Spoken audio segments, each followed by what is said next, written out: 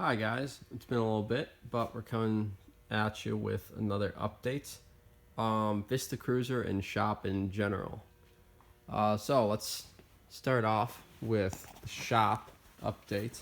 I did get the Vista Cruiser running, as you saw, backed it out, and was able to get a couple things done. I've started swapping out the lights for LEDs, which I like them much better. They're quieter, they're brighter, they're more energy efficient. So we're slowly but surely swapping those out. And another thing is we got my air compressor all hooked up and moved to the back corner. So this is a Speed Air, I believe it's like a 40, 45, 50 gallon tank-ish. Built in 1975, picked it up for a good price off of Facebook. The guy already put a new regulator on, so that all I had to do was put in a new gauge, and it was wired for 220, so I wired it up to 120. Nice thing about this motor is you can switch it however you want to do it. I probably should change the oil, change the air filter. I did put a new belt on it too. It's okay. It's pretty loose. You can see the deflection, but it's tight enough. And then we ran an air hose. I ran a shutoff valve back here. Come on, focus camera. I ran a shutoff valve and two quick connects. But this quick connect runs all the way to this is the cheapest hose reel that Harbor Freight sells.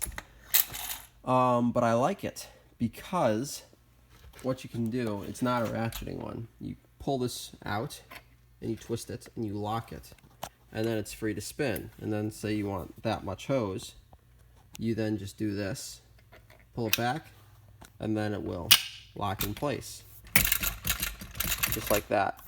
And I like that over ratcheting. I agree that the ratcheting is convenient, but I like not having to worry about, I need a little more hose, I pull it, and then I accidentally let go of it, and it goes all the way back, knocking stuff over as the hose goes, potentially dragging like a die grinder across the floor. I like this because it gives me a set amount of hose, which it's really all I need, and it's 30 feet, so I can reach pretty much anywhere inside the shop. But if I want to get outside the shop, I would need an extension of some kind, like another 20 feet if I want to get like to all four corners of a vehicle outside the shop. But yeah, that's pretty much all that's been happening on the shop itself.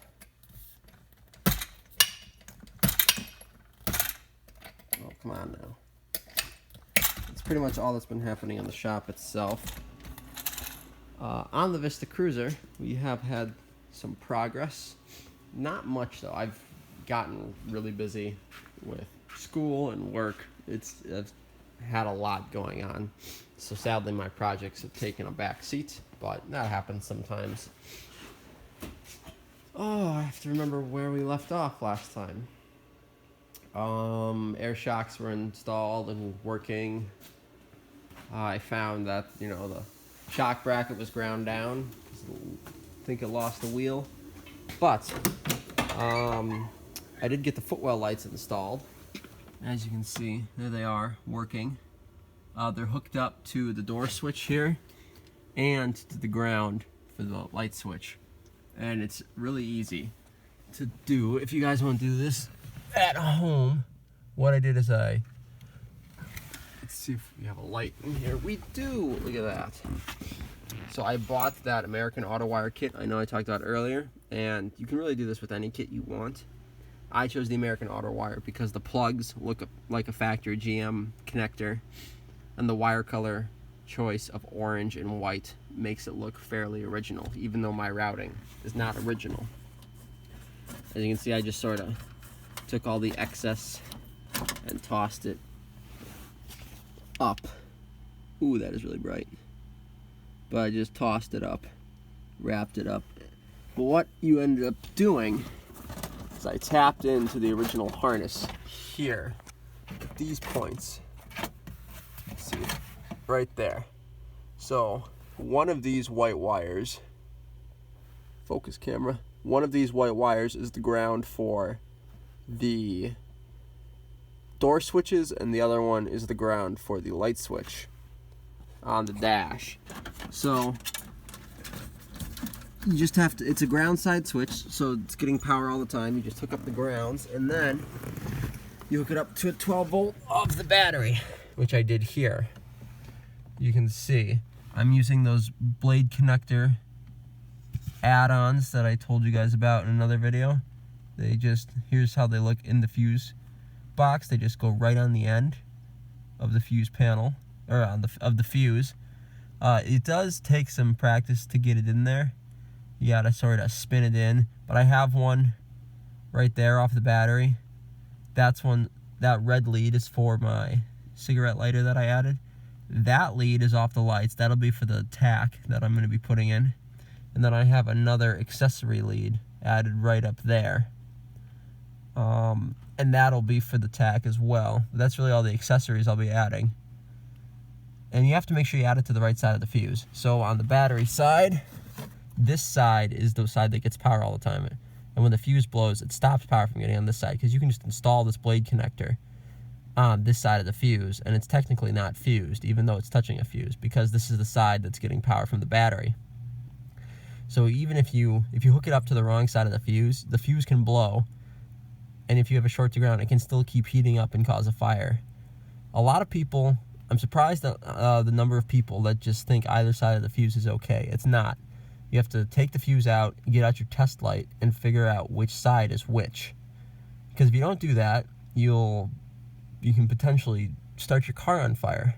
So on this fuse box, this side is the side that is fused. This is the side that gets power. This is the side that gets power, this is the side that's fused, and same thing up here. This side right here, the side that it's on, that says accessory power right there, that's the side that is fused. And this is the side that gets power. So just when you guys are adding circuits to your, like I know a lot of people on their fuse panels like this, they just jam wires in the end, which is not the way I do it. It's not really a good way, but I know people do it, and a lot of people just jam the wires in any side.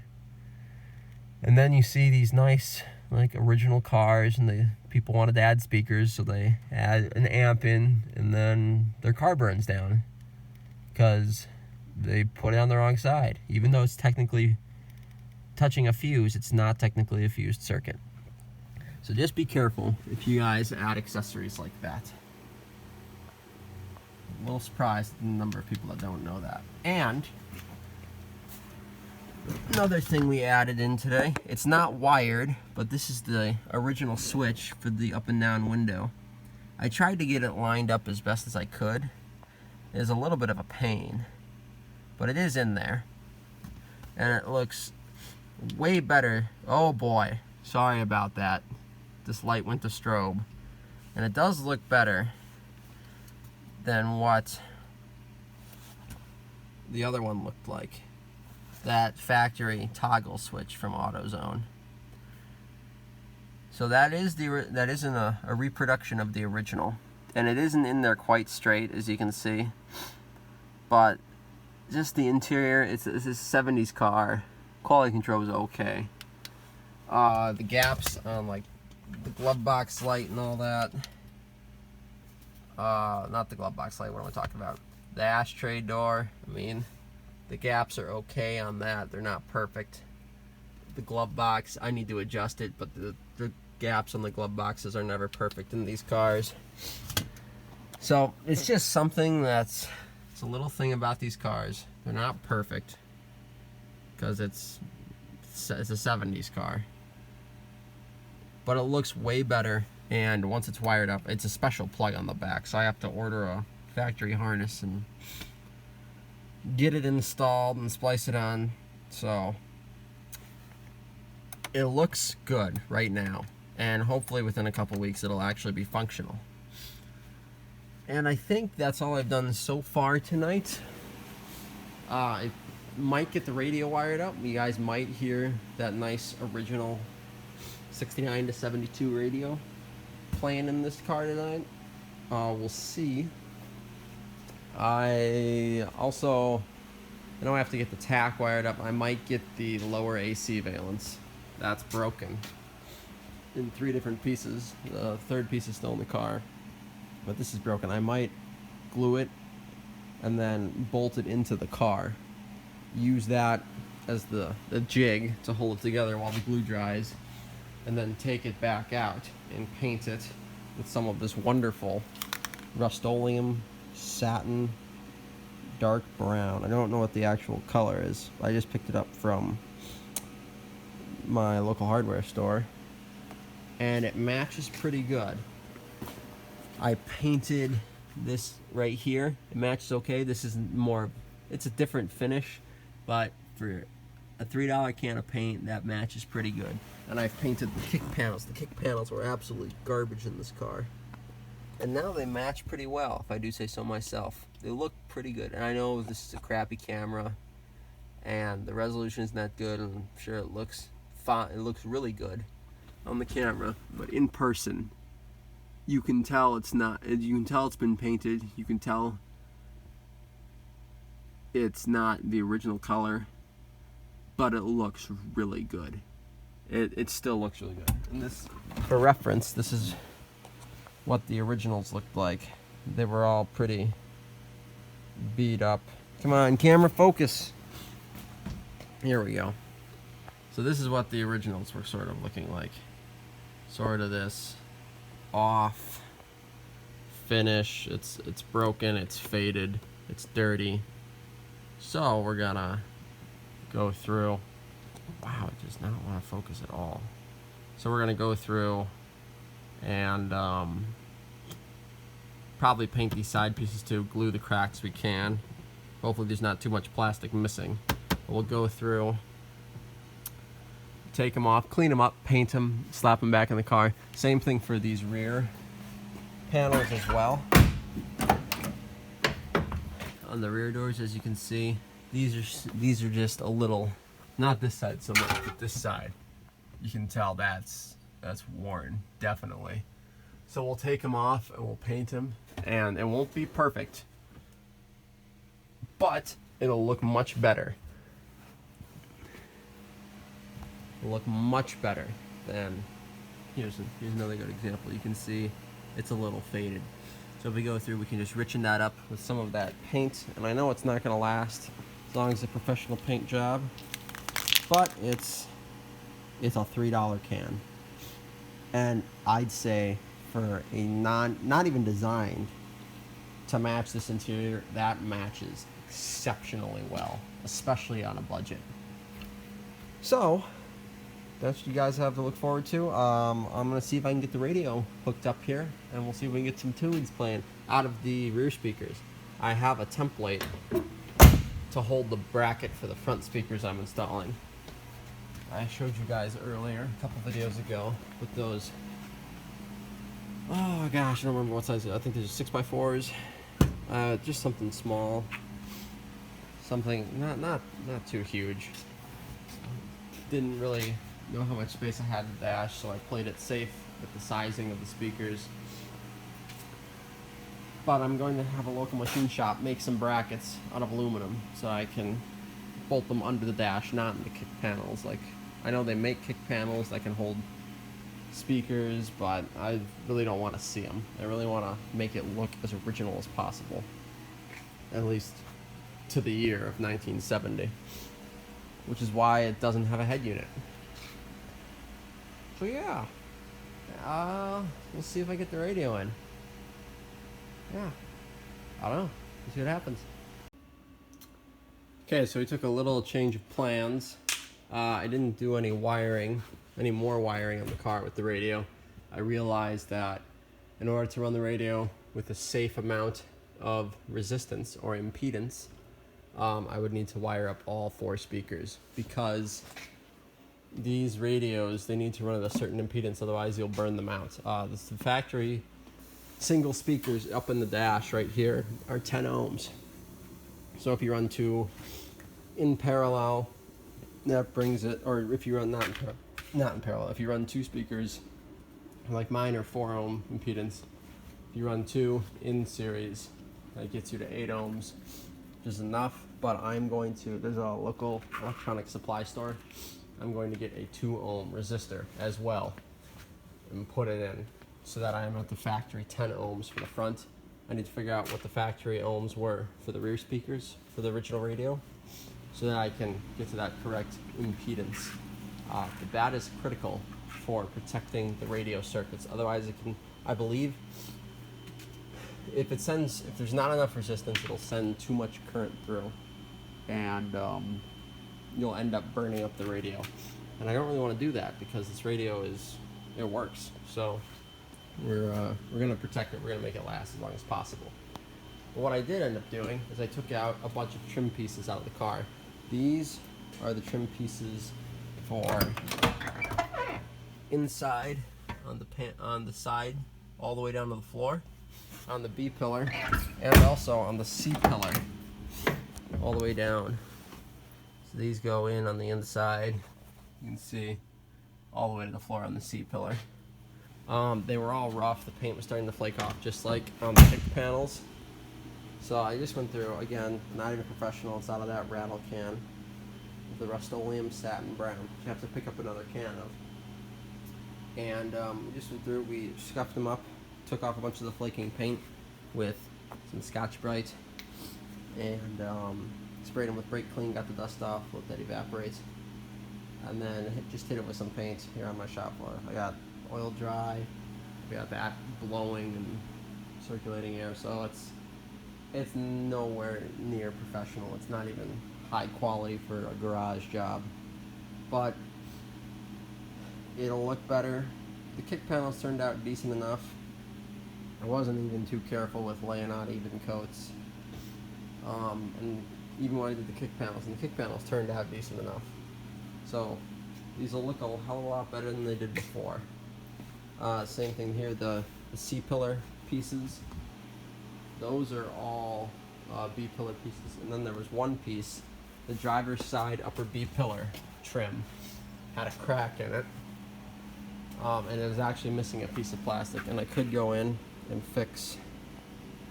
replace it, get some fiberglass, form it, make it look new, and then paint over that. I might do that yet, but it was sticking out at such an angle, so I went in with some adhesive, with some epoxy, and if it'll focus, dang it.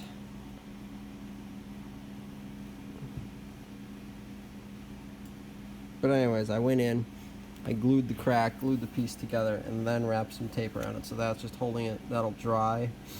And then I might go in and replace this missing gap with some fiberglass, or I might just paint it and leave it. We'll see what happens. We'll see what I feel like doing on that specific day.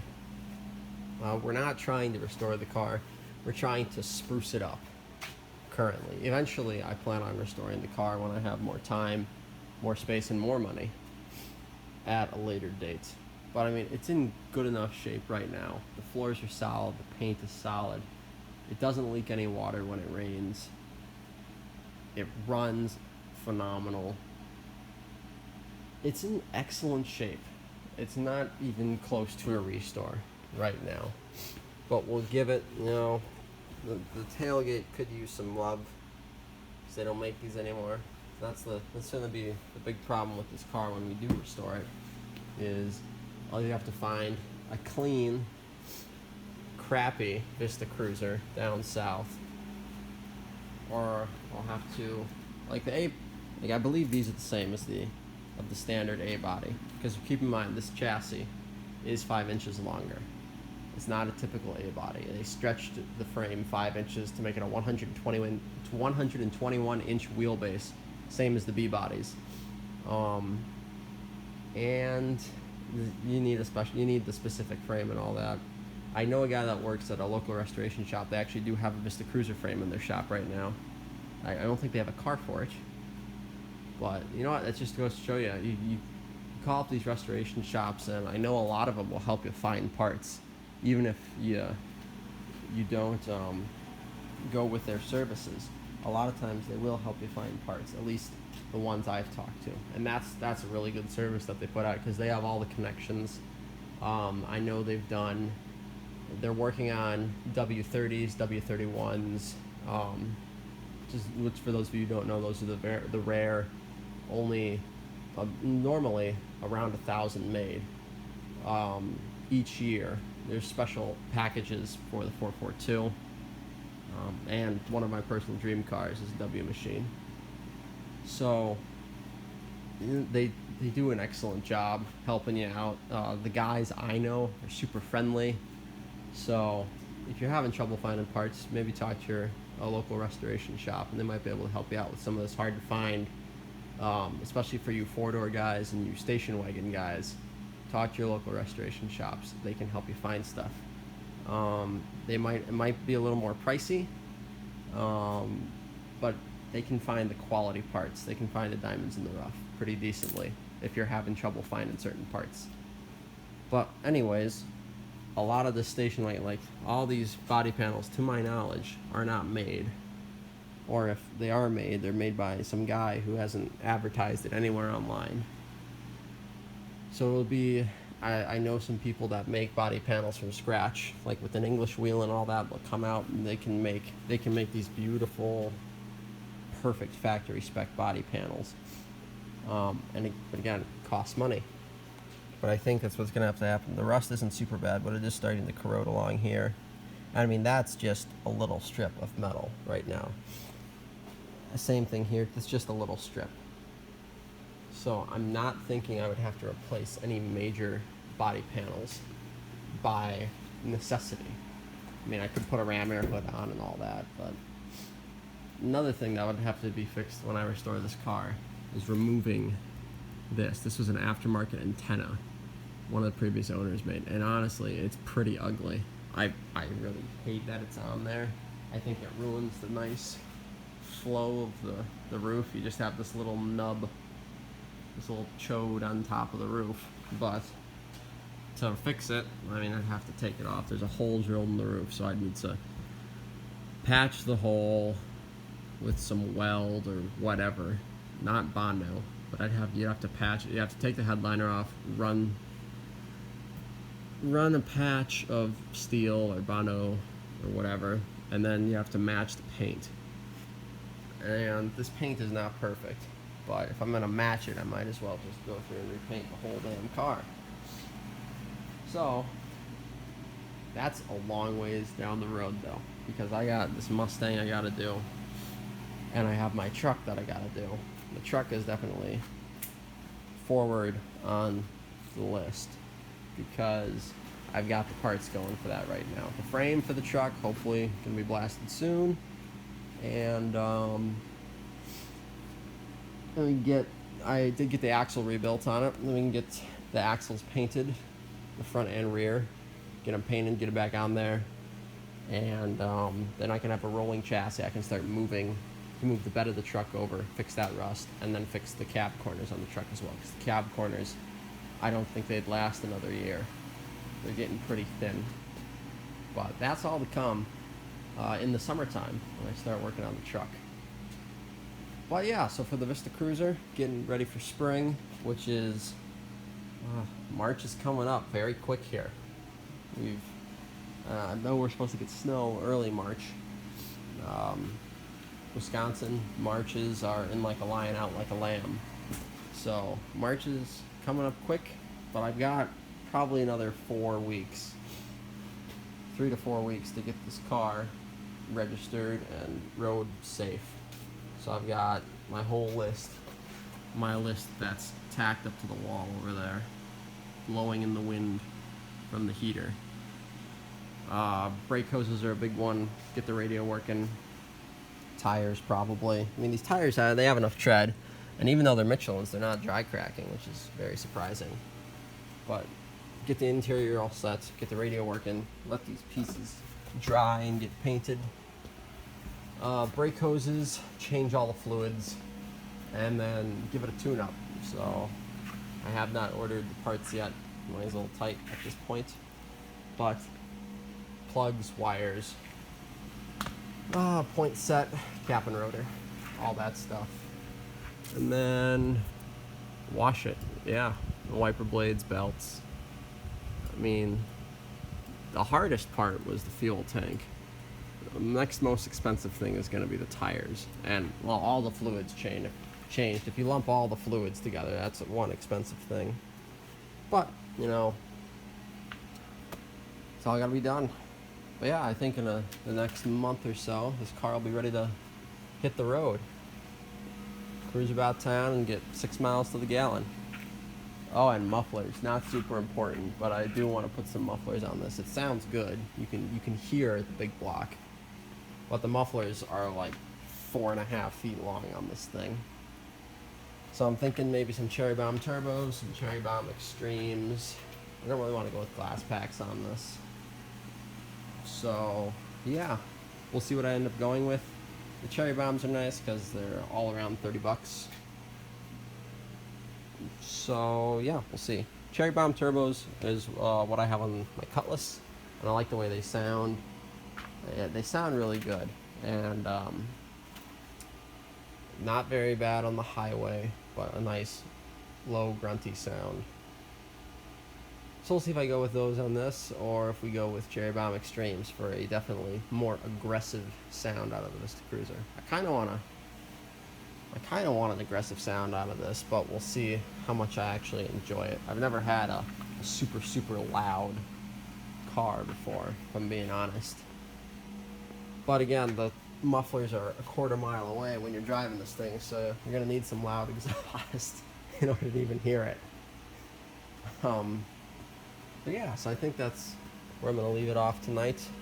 Got some pieces drying, some epoxy drying, some paint drying, and just little things. It's been slow going these last few weeks, but I'm about to get some more stuff done, and sewing the interior. My mother actually swung by this evening and took a look at the headliner, and she says she can absolutely sew it and fix it up for me while it's on the car, which is excellent.